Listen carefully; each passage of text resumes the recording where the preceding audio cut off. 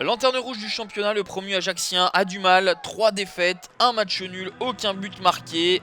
À Mezzavia, face à Monaco, il faudra se lâcher enfin et se libérer, ce que réclame le coach Thierry Loret depuis quelques semaines avec insistance. Du côté de Monaco, la période n'est pas plus faste non plus, avec 3 matchs consécutifs sans victoire.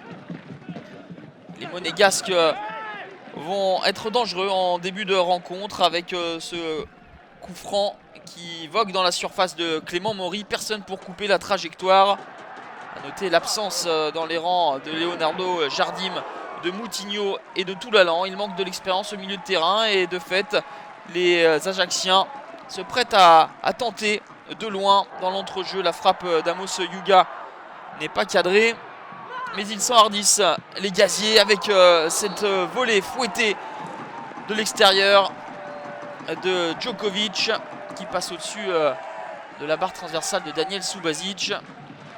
Monaco a laissé passer l'orage et va par la suite obtenir un penalty. 17e minute de jeu, le centre de Cavallero est détourné de la main, du bras plus exactement, par David Ducourtiou. Monsieur Moreira désigne le point de penalty. C'est le Brésilien Fabinho qui le transforme. Lui qui est régulièrement appelé avec la Seleção depuis les dernières semaines. Il rend tout à leur joie les supporters monégasques. 1-0 pour les hommes de la principauté qui vont avoir la balle du break quelques instants plus tard avec la frappe du gauche de Cavallero. Mais Clément Maury s'avère décisif malgré une première période globalement équilibrée. C'est Monaco qui mène 1-0 grâce à un penalty transformé par Fabinho. Le Gaz a eu des occasions mais n'a toujours pas marqué en Ligue 1. Monaco n'est pas ultra convaincant. À la décharge de Leonardo Jardim, il a vu partir dans les dernières heures du mercato Kurzawa, Anthony Martial et Abdenour. Et les gaziers n'abdiquent pas. Une nouvelle fois, Djokovic met à contribution Subasic. Subasic va voir cette tentative de Boutaïb passer au-dessus. Les tentatives des Ajaxiens pleuvent. Il y en aura 24 au total dans cette partie.